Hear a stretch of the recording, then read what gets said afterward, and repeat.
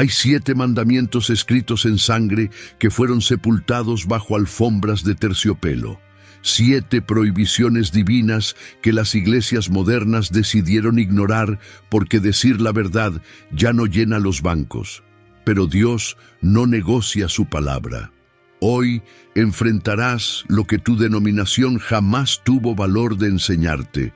Prepárate, porque la verdad no consuela, transforma, y lo que descubrirás cambiará para siempre tu forma de ver la fe. La luz de las velas tiembla mientras miles entonan himnos de alabanza. Pero hay algo que nadie menciona. Un pacto de silencio atraviesa denominaciones y une pastores que jamás se han visto. El acuerdo es simple: ignorar lo que incomoda, silenciar lo que desafía, enterrar lo que exige cambio. Cuando Pablo escribía sus cartas en el primer siglo, no existía este filtro de conveniencia. La palabra salía cruda, directa, cortante.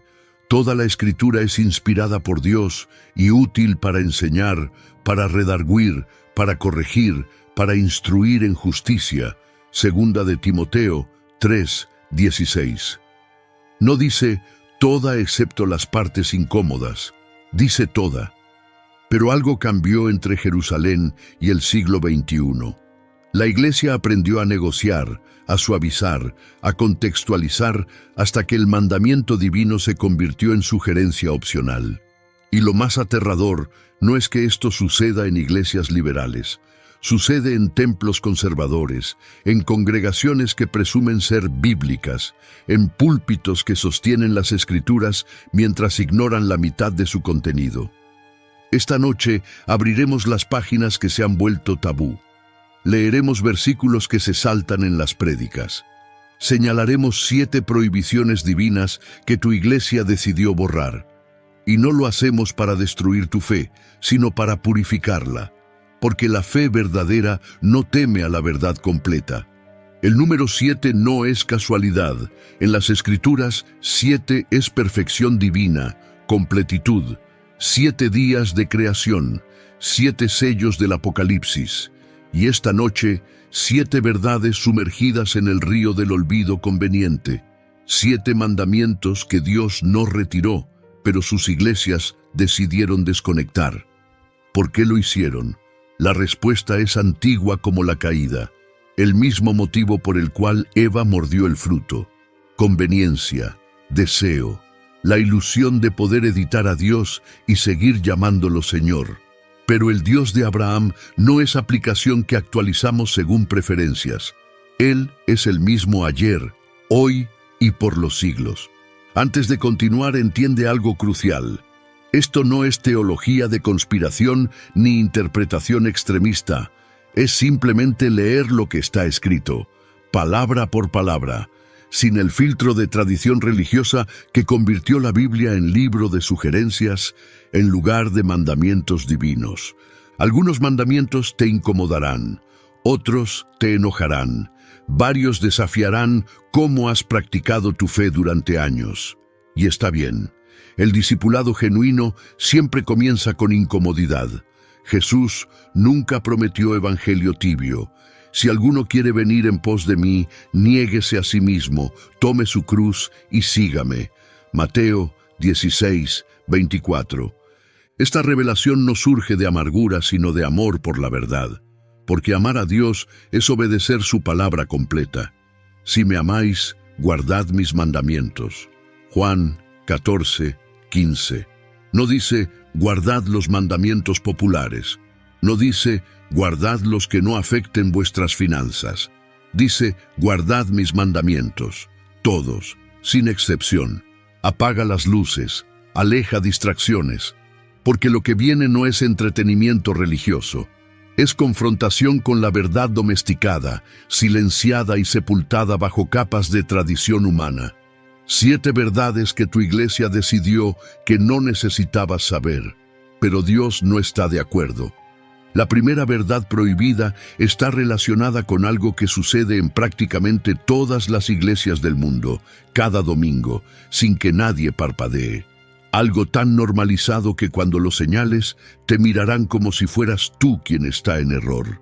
Pero la palabra es clara, devastadoramente clara. ¿Estás listo para ver lo que siempre estuvo ahí, pero nunca te enseñaron a ver? La primera prohibición: acumular tesoros en la tierra.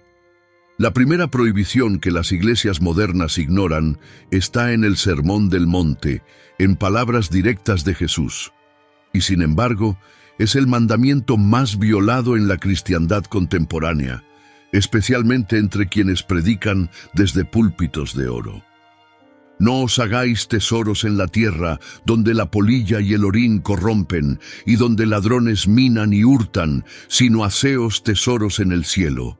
Mateo 6, 19 al 20.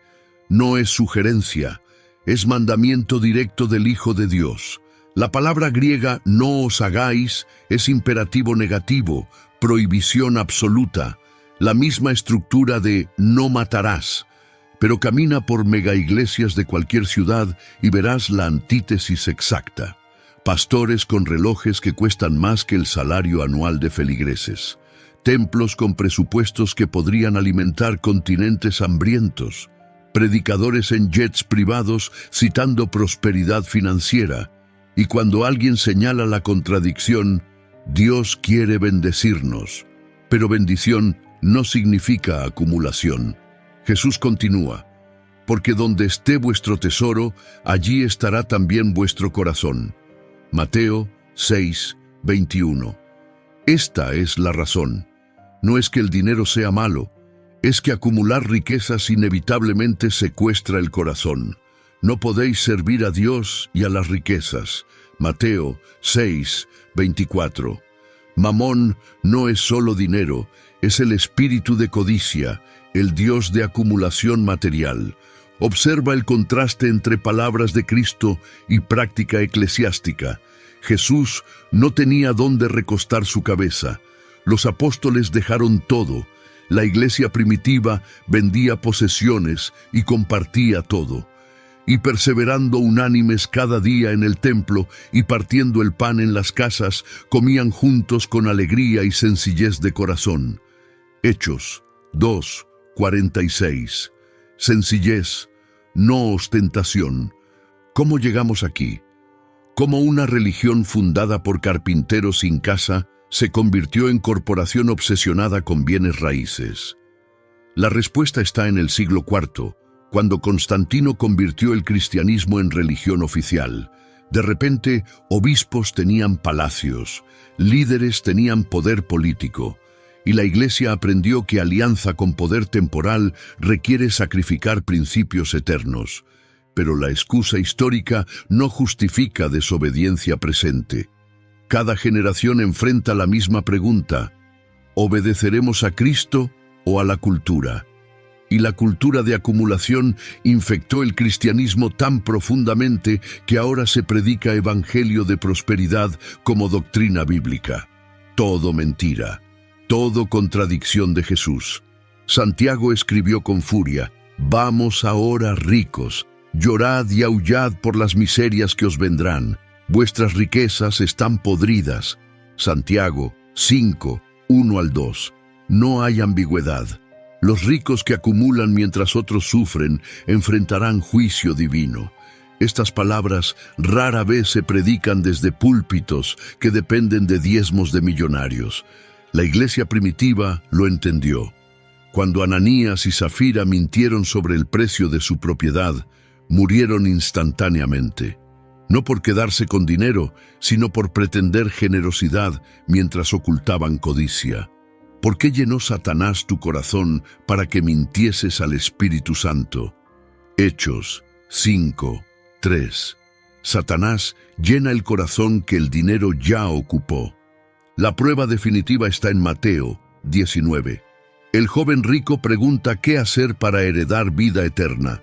Jesús responde: si quieres ser perfecto, anda, vende lo que tienes y dalo a los pobres, y tendrás tesoro en el cielo. Y ven y sígueme. Versículo 21. El joven se fue triste porque tenía muchas posesiones. Jesús no corrió tras él. Dejó que se fuera. Luego pronunció una declaración radical: de cierto os digo, que difícilmente entrará un rico en el reino de los cielos. Versículo 23. Difícilmente, porque las riquezas crean ilusión de autosuficiencia. El rico confía en su cuenta bancaria más que en provisión divina. La segunda prohibición, jurar y hacer votos.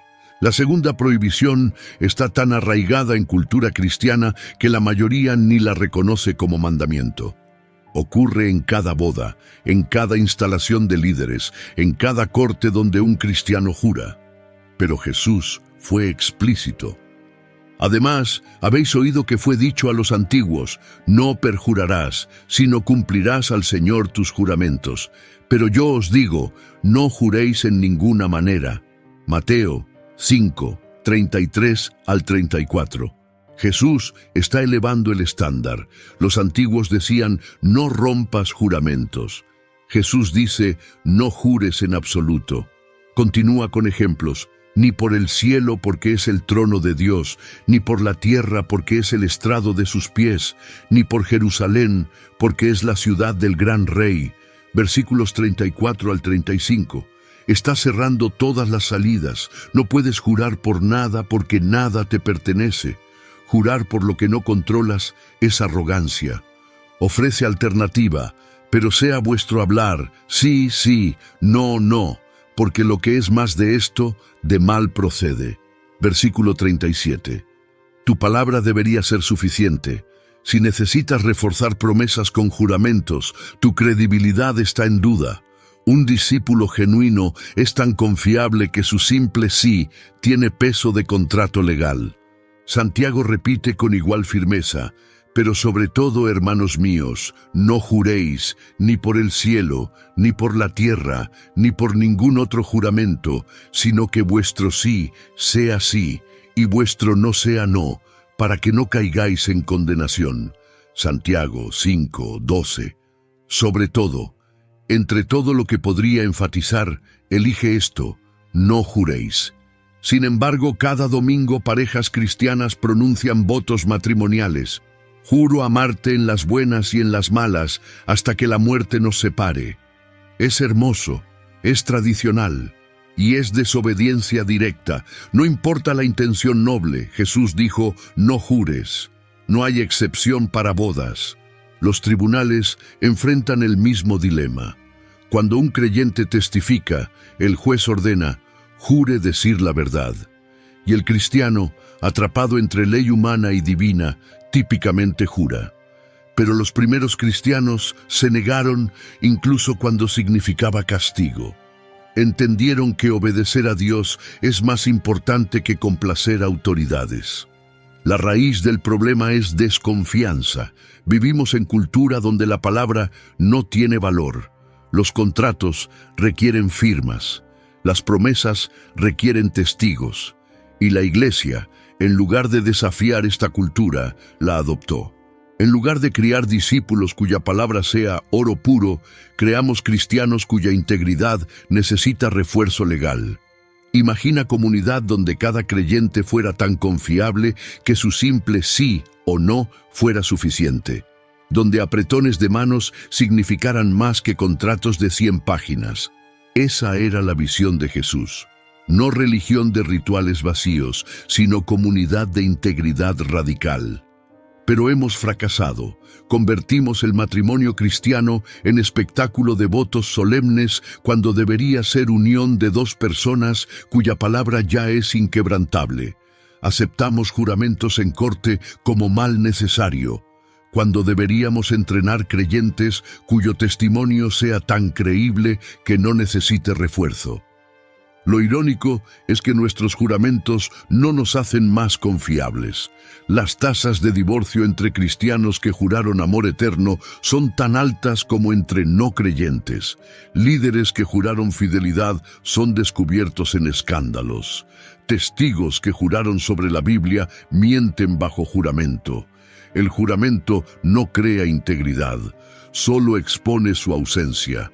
La tercera prohibición: llamar padre a líderes religiosos. La tercera prohibición está enterrada en uno de los discursos más confrontacionales de Jesús. Es Mateo 23, donde Cristo desata furia contra líderes religiosos y pronuncia un mandamiento que millones de cristianos violan cada día sin pensarlo. Y no llaméis Padre vuestro a nadie en la tierra, porque uno es vuestro Padre, el que está en los cielos. Mateo 23, 9. Es directo, es claro, es absolutamente ignorado por una de las denominaciones más grandes del mundo. Cada católico llama Padre a sus sacerdotes, cada ortodoxo llama Padre a sus líderes, y Jesús dijo, no lo hagan. El contexto es crucial. Jesús denuncia hipocresía de escribas y fariseos que amaban títulos. Aman los primeros asientos en las cenas, y las primeras sillas en las sinagogas, y las salutaciones en las plazas, y que los hombres los llamen Rabí, Rabí. Versículos 6 y 7. El problema no era solo el título, era lo que representaba, jerarquía espiritual colocando intermediarios entre Dios y el pueblo. Jesús establece principio revolucionario. Pero vosotros no queráis que os llamen Rabí, porque uno es vuestro Maestro, el Cristo, y todos vosotros sois hermanos. Versículo 8. Todos somos hermanos. No hay jerarquía espiritual en el cuerpo de Cristo, no hay casta sacerdotal, solo Cristo es Maestro, solo Dios es Padre. Y para enfatizar, y no llaméis Padre vuestro a nadie en la tierra. La palabra griega pater significa Padre en sentido completo, fuente de vida, autoridad definitiva, origen de identidad. Jesús dice que solo Dios merece ese título en sentido espiritual. Ningún líder religioso debe ser llamado Padre en contexto de autoridad espiritual.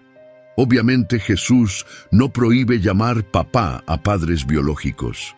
El contexto es claro. Habla de títulos religiosos, estructuras de autoridad espiritual. Está desmantelando el sistema donde unos pocos se interponen entre Dios y su pueblo, demandando honor como representantes divinos. La Iglesia Católica justifica su desobediencia citando 1 Corintios 4:15, donde Pablo dice, porque aunque tengáis 10,000 ayos en Cristo, no tendréis muchos padres, pues en Cristo Jesús yo os engendré por medio del Evangelio. Argumentan que Pablo se llama Padre Espiritual, pero confunden metáfora con título oficial. Pablo no demandaba Padre Pablo, usaba lenguaje familiar para describir su relación con la iglesia que fundó. La realidad es que el sistema de padres creó exactamente lo que Jesús quería prevenir. Jerarquía donde el pueblo depende de intermediarios humanos en lugar de acercarse directamente al trono. Hay un solo Dios y un solo mediador entre Dios y los hombres, Jesucristo hombre. 1 Timoteo 2:5. No dice, y también padres ordenados. Los primeros cristianos lo entendieron, no tenían papas ni cardenales, tenían ancianos y diáconos. Estos roles eran funcionales, no títulos que conferían autoridad divina. Un anciano era creyente maduro que pastoreaba. Un diácono servía necesidades prácticas. Ninguno demandaba ser llamado padre o reverendo. Cuando la Iglesia adoptó el sistema de padres, no solo desobedeció a Cristo, creó estructura de poder que resultó en abusos masivos. Porque cuando un hombre es llamado padre por miles, cuando su palabra se considera casi infalible, cuando cuestionarlo se considera pecado, inevitablemente surge corrupción. El poder absoluto corrompe absolutamente. Jesús termina su enseñanza, el que es el mayor de vosotros, sea vuestro siervo, porque el que se enaltece será humillado, y el que se humilla será enaltecido. Mateo 23, 11 y 12. Grandeza se mide por servicio, el más grande es quien sirve. La cuarta prohibición, juzgar a otros. La cuarta prohibición es también una de las más citadas fuera de contexto. Es el versículo favorito de no creyentes cuando cristianos señalan pecado, y es el mandamiento más violado dentro de cualquier templo. No juzguéis para que no seáis juzgados. Mateo 7:1. Jesús no se detiene con la prohibición, explica la consecuencia. Porque con el juicio con que juzgáis, seréis juzgados, y con la medida con que medís, os será medido. Versículo 2. Es ley espiritual inmutable. El estándar que usas para juzgar a otros será el estándar que Dios usa para juzgarte. Si condenas sin misericordia, serás condenado sin misericordia. Luego viene una imagen poderosa. ¿Y por qué miras la paja en el ojo de tu hermano y no echas de ver la viga en tu propio ojo? ¿O cómo dirás a tu hermano, déjame sacar la paja de tu ojo, y he aquí la viga en el ojo tuyo? Hipócrita, saca primero la viga de tu propio ojo. Versículos 3-5. La hipocresía del juicio cristiano queda expuesta brutalmente. Pero las iglesias modernas han construido sistemas enteros basados en juzgar. Juzgamos la ropa de visitantes. Juzgamos elecciones de estilo de vida. Juzgamos qué traducciones bíblicas son correctas. Juzgamos qué música es aceptable. Juzgamos qué denominaciones están en error. Y mientras juzgamos, nos convencemos de que no estamos juzgando, sino discerniendo. Pero Jesús no hizo esa distinción. La iglesia responde, pero Pablo dice que juzguemos dentro de la iglesia. Citan 1 Corintios 5:12. Porque ¿qué razón tendría yo para juzgar a los que están fuera? ¿No juzgáis vosotros a los que están dentro? Es verdad. Pablo dice que la iglesia debe ejercer disciplina sobre miembros en pecado descarado. Pero hay diferencia enorme entre disciplina eclesiástica formal, rara, específica, restaurativa, y el juicio casual que permea la cultura cristiana. Jesús hablaba del espíritu crítico que convierte creyentes en policías morales. El hermano que lleva cuenta de cuántas veces llegaste tarde. La hermana que critica tu música. El pastor que predica contra pecados específicos, dirigiendo dardos hacia personas específicas. El consejo que decide qué familias son suficientemente santas para servir. Santiago lo expresa claramente. Hermanos, no murmuréis los unos de los otros. El que murmura del hermano y juzga a su hermano, murmura de la ley y juzga a la ley. Pero si tú juzgas a la ley, no eres hacedor de la ley, sino juez. Santiago 4:11. Cuando juzgas a tu hermano, te colocas por encima de la ley divina, te nombras juez, y solo hay un juez, Dios. Pablo lo repite, tú, ¿quién eres que juzgas al criado ajeno? Para su propio Señor está en pie, o cae, pero estará firme, porque poderoso es el Señor para hacerle estar firme. Romanos 14:4. No es tu trabajo juzgar al siervo de otro. Cada creyente responde directamente ante Dios. Sin embargo, las iglesias evangélicas son notorias por su cultura de juicio. Hay pecados aceptables y pecados inaceptables. Puedes ser glotón, aceptable, pero no fumar, inaceptable. Puedes ser avaro, aceptable, pero no divorciarte, inaceptable. Puedes chismear, aceptable, pero no tener tatuajes, inaceptable. La inconsistencia es flagrante. La verdad dolorosa es que la mayoría disfruta juzgar. Les da sensación de superioridad moral. Les permite sentirse santos sin lidiar con sus propios pecados. Es más fácil señalar la paja ajena que enfrentar la viga propia. Y las iglesias, en lugar de confrontar este espíritu, lo institucionalizan con comités de ética y estándares que son más farisaicos que bíblicos. Imagina iglesia que obedeciera radicalmente el mandamiento de no juzgar. Comunidad donde miembros se enfocaran en sus propios pecados, donde gracia fluyera porque todos reconocen ser iguales ante la cruz, donde errores fueran tratados con misericordia porque todos entienden que por gracia sois salvos. Efesios 2:8. No por juicio perfecto. Esa iglesia sería refugio para pecadores, no tribunal. Sería hospital espiritual, no corte religiosa. Y atraería multitudes, porque el mundo está cansado de ser juzgado. La quinta prohibición, el divorcio y nuevo matrimonio. La quinta prohibición es quizás la más ignorada porque confronta la comodidad de millones. Es el tema que divide familias, causa debates interminables y que la mayoría de iglesias ha decidido suavizar hasta volverlo irrelevante. Pero las palabras de Jesús no son ambiguas. También fue dicho, cualquiera que repudie a su mujer, dele carta de divorcio.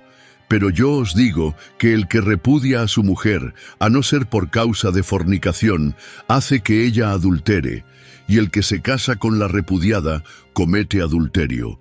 Mateo 5, 31 al 32. Jesús eleva el estándar, solo en caso de inmoralidad sexual, y quien se casa con divorciado, comete adulterio. Los fariseos lo desafían en Mateo 19. Preguntan, ¿es lícito repudiar a su mujer por cualquier causa? Jesús responde citando Génesis, ¿no habéis leído que el que los hizo al principio, varón y hembra los hizo? Y dijo, por esto el hombre dejará padre y madre, y se unirá a su mujer, y los dos serán una sola carne. Así que no son ya más dos, sino una sola carne. Por tanto, lo que Dios juntó, no lo separe el hombre. Versículos 4 al 6. Los fariseos insisten, ¿por qué pues mandó Moisés dar carta de divorcio?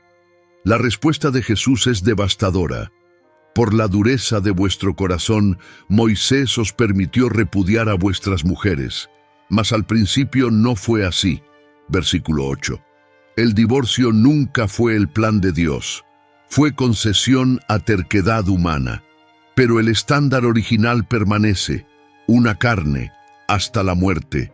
Y para que no haya dudas, y yo os digo que cualquiera que repudia a su mujer, salvo por causa de fornicación, y se casa con otra, adultera, y el que se casa con la repudiada, adultera.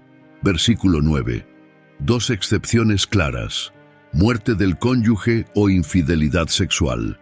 Fuera de eso, el divorcio no disuelve el matrimonio ante Dios. Las iglesias modernas han encontrado 1000 formas de esquivar esto. Hablan de incompatibilidad. Dicen que Dios no quiere que estés infeliz. Crean categorías como abandono o abuso para justificar divorcios. Y aunque nadie minimiza la tragedia del maltrato, Jesús no incluyó esas excepciones. Dio una, porneia, inmoralidad sexual. Pablo agrega una, si el cónyuge no creyente abandona, el creyente no está bajo servidumbre. Primera de Corintios 7:15. Los discípulos quedaron consternados. Le dijeron sus discípulos, si así es la condición del hombre con su mujer, no conviene casarse. Mateo 19:10. Jesús no suaviza el mensaje. Responde, no todos son capaces de recibir esto, sino aquellos a quienes es dado. Versículo 11. Es estándar difícil, requiere gracia sobrenatural, pero sigue siendo el estándar. Sin embargo, las iglesias están llenas de personas divorciadas y vueltas a casar, y la mayoría decidió que es más importante ser compasivas que obedecer el mandamiento directo de Cristo. Entonces bendicen segundos matrimonios, ordenan pastores divorciados, instalan ancianos en su tercera esposa, y cuando alguien señala la contradicción, está siendo legalista. Dios es amor y perdón, pero el perdón no anula consecuencias. Dios puede perdonar asesinato, pero el muerto no resucita. Puede perdonar adulterio, pero el matrimonio no se restaura automáticamente. Y puede perdonar divorcio injustificado, pero eso no convierte el segundo matrimonio en legítimo. Si Jesús dijo que casarse con divorciado es adulterio, entonces cada día de ese segundo matrimonio es día en adulterio continuo. Esta verdad es brutal. Implica que millones de cristianos bien intencionados están viviendo en pecado continuo. Implica que iglesias que bendicen estas uniones están facilitando adulterio institucional. Es incómodo, es doloroso, y por eso casi nadie lo predica.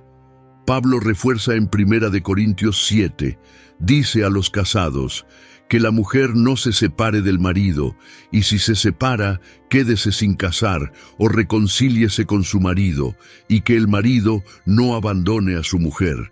Versículos 10 y 11. Si el matrimonio se rompe, hay dos opciones: permanecer soltero o reconciliarse. No hay tercera opción. La razón es profunda. El matrimonio es tipo de la relación entre Cristo y su iglesia. Grande es este misterio, mas yo digo esto respecto de Cristo y de la iglesia. Efesios 5, 32.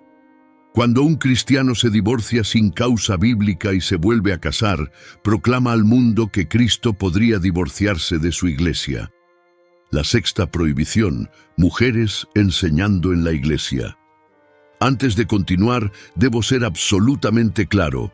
Lo que estás por escuchar no es mi opinión personal, no es mi interpretación privada, no es mi preferencia cultural, es simplemente lo que está escrito en la palabra de Dios. Mi trabajo no es editar las escrituras para hacerlas aceptables a la cultura moderna. Mi trabajo es presentar lo que dice la Biblia, aunque sea incómodo, aunque sea impopular, aunque contradiga las tendencias actuales. Tú decides qué hacer con esta verdad, pero primero debes conocerla.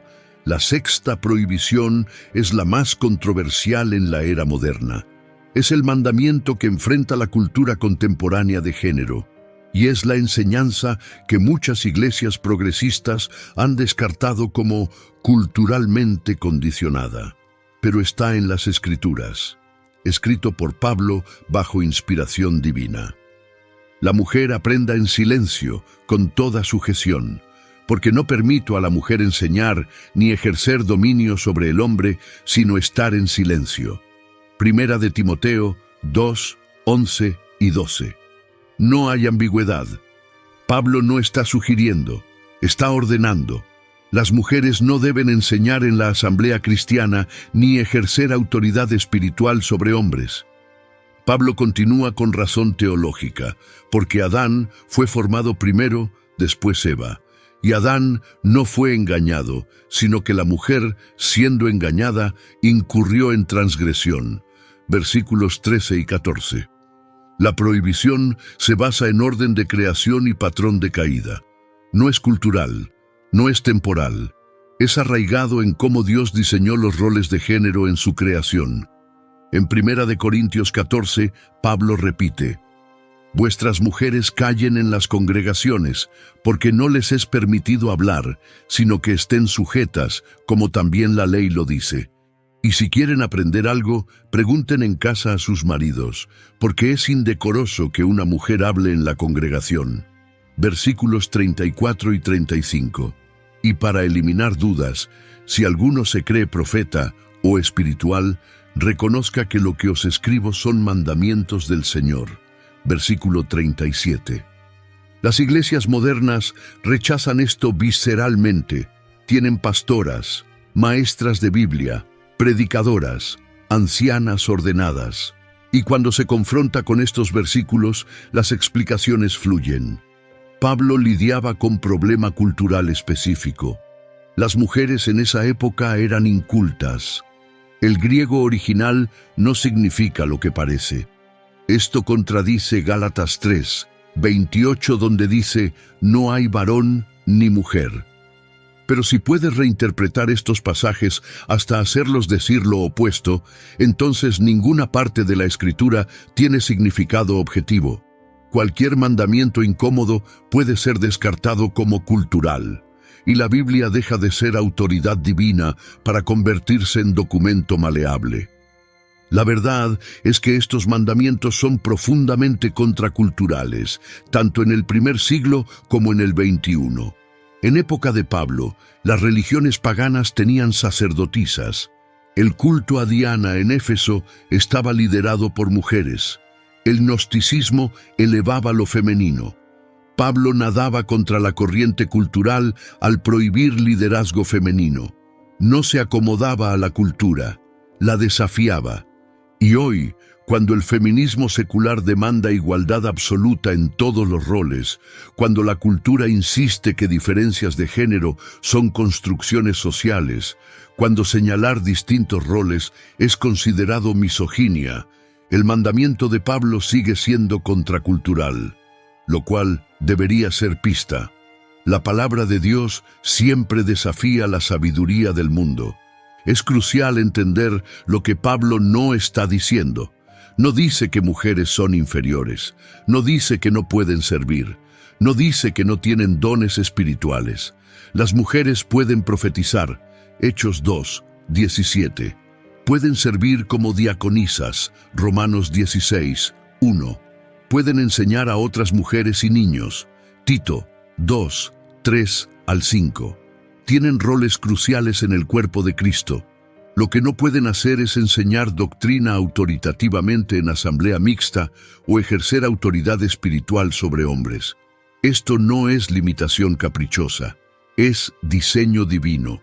Dios estructuró roles complementarios donde hombres y mujeres tienen igual valor, pero diferentes funciones. El esposo es cabeza de la esposa, como Cristo es cabeza de la iglesia. Efesios 5, 23.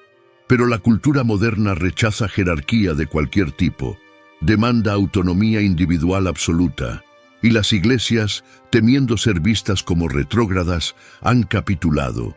Han ordenado mujeres pastoras a pesar del mandamiento claro. Han instalado ancianas a pesar de que Primera de Timoteo 3 describe al obispo como marido de una sola mujer. El resultado es confusión. Si estos mandamientos pueden descartarse, ¿qué otros son opcionales? Si el orden divino de género puede anularse por razones culturales, ¿puede el matrimonio heterosexual también anularse? Una vez que empiezas a seleccionar qué partes obedeces, has dejado de tener autoridad bíblica. La séptima prohibición: imágenes de escultura e ídolos. La séptima prohibición nos lleva al monte Sinaí, donde Dios grabó con su propio dedo los 10 mandamientos. El segundo mandamiento es explícito. No te harás imagen ni ninguna semejanza de lo que esté arriba en el cielo, ni abajo en la tierra, ni en las aguas debajo de la tierra. No te inclinarás a ellas, ni las honrarás. Éxodo 20, 4 y 5. Es directo, sin ambigüedad. No hagas imágenes de nada en el cielo, tierra o aguas, y ciertamente no te inclines ante ellas. Sin embargo, camina en casi cualquier iglesia católica u ortodoxa y encontrarás exactamente lo que Dios prohibió. Estatuas de Jesús, de María, de santos. Imágenes ante las cuales los fieles se arrodillan, oran, encienden velas, besan los pies. La justificación es siempre: no estamos adorando la imagen, estamos venerando al santo que representa. Pero Dios no hizo esa distinción. Él dijo: no hagas imágenes ni te inclines ante ellas. No dijo: puedes hacer imágenes si solo las veneras. La prohibición es absoluta porque Dios conoce el corazón humano. Sabía que las imágenes inevitablemente se convertirían en objetos de adoración. La razón está en el siguiente versículo: porque yo soy Jehová tu Dios, fuerte, celoso, que visito la maldad de los padres sobre los hijos hasta la tercera y cuarta generación de los que me aborrecen. Éxodo 20:5. Dios es celoso. No compartirá su gloria con imágenes hechas por manos humanas, y las consecuencias se extienden generaciones. Cuando Moisés bajó del monte y encontró al pueblo adorando el becerro de oro, su furia reflejaba la furia divina. Y tomó el becerro que habían hecho, y lo quemó en el fuego, y lo molió hasta reducirlo a polvo, que esparció sobre las aguas, y lo dio a beber a los hijos de Israel. Éxodo 32:20. 3,000 hombres murieron ese día por idolatría. Dios no toma esto ligeramente. El argumento católico es que las imágenes son libros para analfabetos, herramientas educativas que ayudan a conectarse con lo divino. Pero Israel también era mayormente analfabeto, y Dios no dijo: hagan imágenes hasta que todos sepan leer. Dijo, no hagan imágenes, porque las imágenes no ayudan a la adoración genuina, la obstaculizan, reducen lo infinito a lo finito. Isaías 44 describe la absurdidad de la idolatría con sarcasmo. Un hombre corta un árbol. Con la mitad hace fuego para calentarse. Con la otra mitad talla un dios y se inclina diciendo, líbrame, porque mi Dios eres tú. Versículo 17. ¿No ve la contradicción? Pero la idolatría ciega la razón. Y no pensemos que esto solo aplica a estatuas paganas. Cualquier representación física de Dios o de Cristo es violación del segundo mandamiento. Los crucifijos que cuelgan en millones de iglesias, las pinturas de Jesús rubio de ojos azules, las estatuas de María ante las cuales millones rezan. Todo esto está prohibido. El Nuevo Testamento refuerza la prohibición. Siendo, pues, linaje de Dios, no debemos pensar que la divinidad sea semejante a oro, o plata, o piedra, escultura de arte y de imaginación de hombres. Hechos 17, 29. Dios no puede ser capturado en metal, piedra o pintura. Cualquier intento insulta su gloria trascendente. Juan termina su primera epístola con advertencia abrupta: hijitos, guardaos de los ídolos. Primera de Juan 5, 21. Es la última palabra de su carta, como diciendo, he escrito sobre amor, verdad, doctrina, pero sobre todo, guardaos de los ídolos. Porque la idolatría es el pecado raíz del cual fluyen todos los demás. Las iglesias protestantes se enorgullecen de no tener estatuas, pero tienen sus propios ídolos. El pastor carismático cuya personalidad eclipsa a Cristo. La doctrina denominacional que se defiende más que el Evangelio. Los edificios magníficos que consumen más recursos que misioneros. La música de adoración que genera más emoción que el Dios al cual se dirige. Cualquier cosa que ocupe el lugar central que solo Dios merece es ídolo. Pero el mandamiento específicamente prohíbe imágenes físicas porque Dios sabe que somos criaturas visuales. Gravitamos hacia lo tangible. Queremos ver, tocar, controlar. Y un Dios que puede ser representado en imagen es un Dios que puede ser manipulado. Por eso Dios prohibió imágenes de sí mismo. Cuando Jesús se encarnó, algunos argumentan que esto cambió las reglas. Dios se hizo visible en Cristo, entonces ahora podemos representarlo. Pero Jesús nunca ordenó hacer imágenes de él. Los apóstoles nunca dibujaron retratos. La iglesia primitiva usaba símbolos abstractos, peces, anclas, palomas, nunca imágenes de Cristo. Fue solo después de que Constantino fusionó iglesia y Estado que las imágenes proliferaron. Una iglesia obediente al segundo mandamiento no tendría estatuas, no tendría iconos, no tendría imágenes de Cristo o santos. Tendría predicación de la palabra, tendría adoración en espíritu y verdad. Y confiaría en que el Espíritu Santo puede hacer más en corazones que cualquier imagen física jamás podría. Ahora llegamos a la pregunta que has susurrado en tu mente. ¿Por qué? Si estos mandamientos están tan claramente escritos, ¿por qué las iglesias los ignoran? ¿Por qué denominaciones enteras han construido sistemas teológicos que contradicen directamente lo que las Escrituras ordenan? La respuesta es más oscura de lo que quisiéramos admitir, y tiene raíces profundas en el corazón caído del hombre y en las estrategias del enemigo que busca corromper la iglesia desde adentro. Primera razón: poder. Los mandamientos ignorados son aquellos que desmantelarían las estructuras de poder que instituciones religiosas han construido. Llamar padre a líderes crea jerarquía. Acumular tesoros construye imperios. Ignorar restricciones sobre liderazgo femenino duplica candidatos para posiciones. Cada mandamiento ignorado corresponde a algún beneficio institucional que se perdería si se obedeciera. Jesús lo predijo. Guardaos de los escribas que gustan de andar con ropas largas y aman las salutaciones en las plazas y las primeras sillas en las sinagogas y los primeros asientos en las cenas, que devoran las casas de las viudas. Marcos 12, 38 al 40. Los líderes religiosos aman el poder, el prestigio, la posición, y los mandamientos de Cristo desafían todo eso. Segunda razón, dinero. El amor al dinero es raíz de todos los males. Primera de Timoteo 6, 10.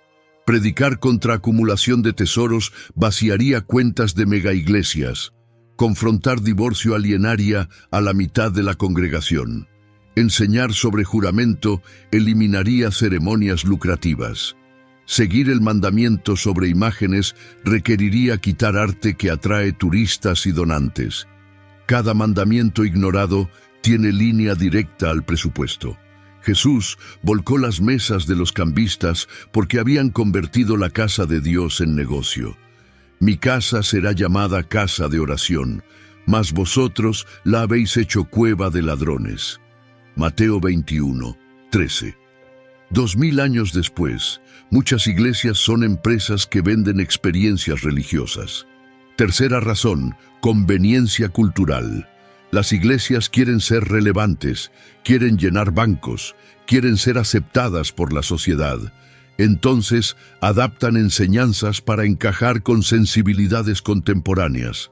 Cada compromiso se justifica como amor o relevancia, pero en realidad es cobardía. Pablo advirtió, porque vendrá tiempo cuando no sufrirán la sana doctrina, sino que teniendo comezón de oír, se amontonarán maestros conforme a sus propias concupiscencias, y apartarán de la verdad el oído, y se volverán a las fábulas. Segunda de Timoteo 4, 3 y 4. Ese tiempo llegó. Cuarta razón, ignorancia genuina. No todos los casos son maliciosos. Muchos pastores fueron entrenados en tradiciones que ignoran estos mandamientos. Crecieron en sistemas donde divorcio era aceptado. Estudiaron bajo profesores que reinterpretaron pasajes. La tradición tiene poder cegador. Así habéis invalidado el mandamiento de Dios por vuestra tradición. Mateo 15, 6. Quinta razón, la estrategia del enemigo. Satanás es padre de mentira. Juan 8, 44. Su táctica más efectiva no es atacar la iglesia abiertamente, sino corromperla sutilmente. No necesita que nieguen a Cristo, solo necesita que desobedezcan sus mandamientos mientras dicen amarlo. ¿Por qué me llamáis Señor, Señor, y no hacéis lo que yo digo? Lucas 6, 46. Sexta razón, orgullo teológico. Algunos ignoran estos mandamientos porque creen que su educación les da derecho a reinterpretarlos. Tienen grados, han leído griego y hebreo, y con esa educación concluyen que entienden mejor que los apóstoles lo que las Escrituras realmente significan. Pero conocimiento envanece. Primera de Corintios 8, 1. Séptima razón, miedo al costo. Obedecer tiene precio. Te hará impopular, te marginará, te costará amistades, posiciones, quizás tu carrera. Es más fácil ir con la corriente, más seguro conformarse al statu quo. Y así, por miedo al costo de obediencia, millones eligen el costo mucho mayor de desobediencia, el desagrado divino. Jesús preguntó, ¿qué aprovechará al hombre si ganare todo el mundo y perdiere su alma? Marcos 8, 36.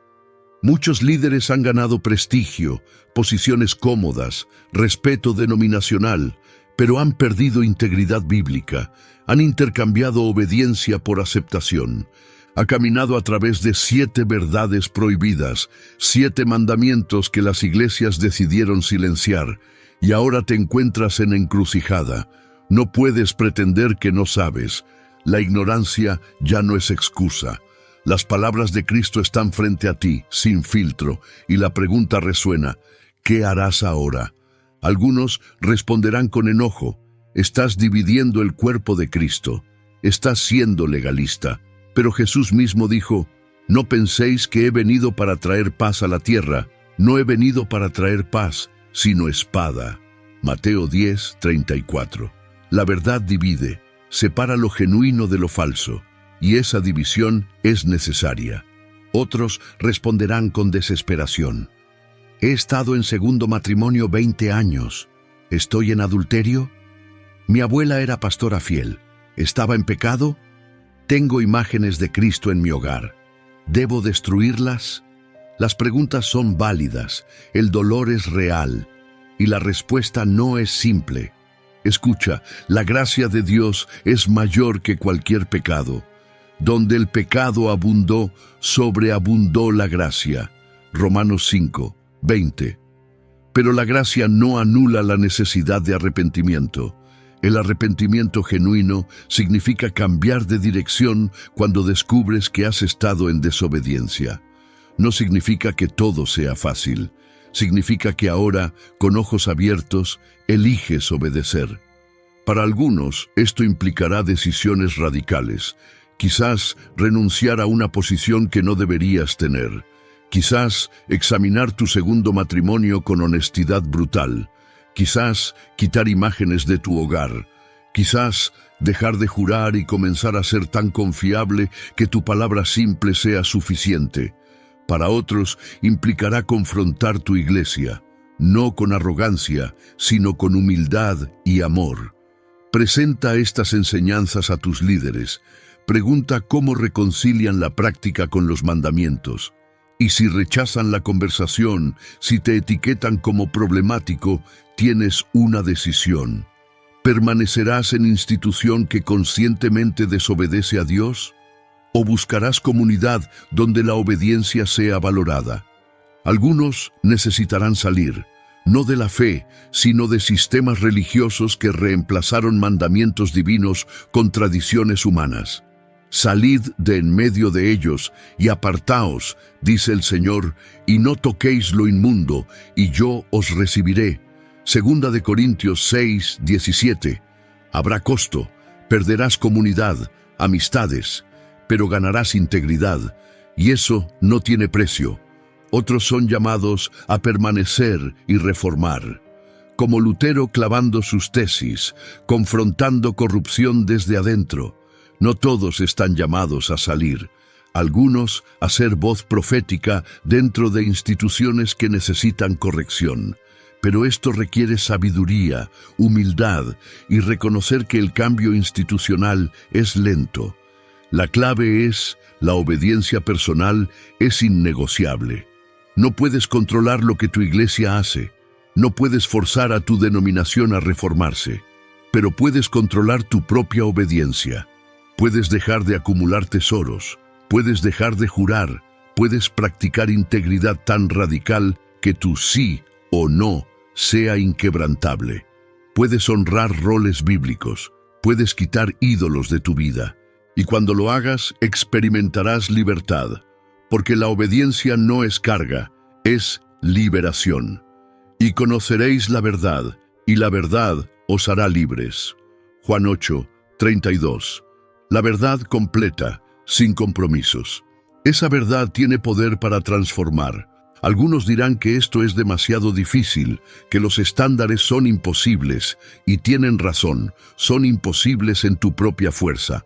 Pero lo que es imposible para los hombres es posible para Dios. Lucas 18:27. Por eso necesitas al Espíritu Santo, por eso la obediencia genuina comienza con rendición. Entonces, ¿cuál es tu próximo paso? Comienza con oración. No oración superficial, sino conversación honesta con Dios. Señor, he escuchado tu palabra. He visto áreas donde he estado en desobediencia. No sé qué hacer con toda esta información, pero estoy dispuesto a obedecer. Muéstrame cómo, dame sabiduría, dame valor. Luego estudia. No te quedes solo con lo que has escuchado. Abre tu Biblia. Lee los pasajes mencionados. Permite que la palabra hable por sí misma sin filtro de tradición. Escudriñad las Escrituras, porque a vosotros os parece que en ellas tenéis la vida eterna, y ellas son las que dan testimonio de mí. Juan 5:39. Busca comunidad. No puedes caminar solo. Necesitas hermanos que también estén comprometidos con obediencia radical. Encuentra iglesia donde la palabra completa sea predicada sin disculpas. Y si no encuentras una, considera comenzar grupo de estudio donde la verdad pueda explorarse honestamente. Pero sobre todo, recuerda, esta revelación no es para condenarte, sino para liberarte. No es para que te sientas superior, sino para que camines en humildad, reconociendo cuánto has fallado. No es para dividir por placer, sino para purificar la iglesia preparándola para el regreso de Cristo.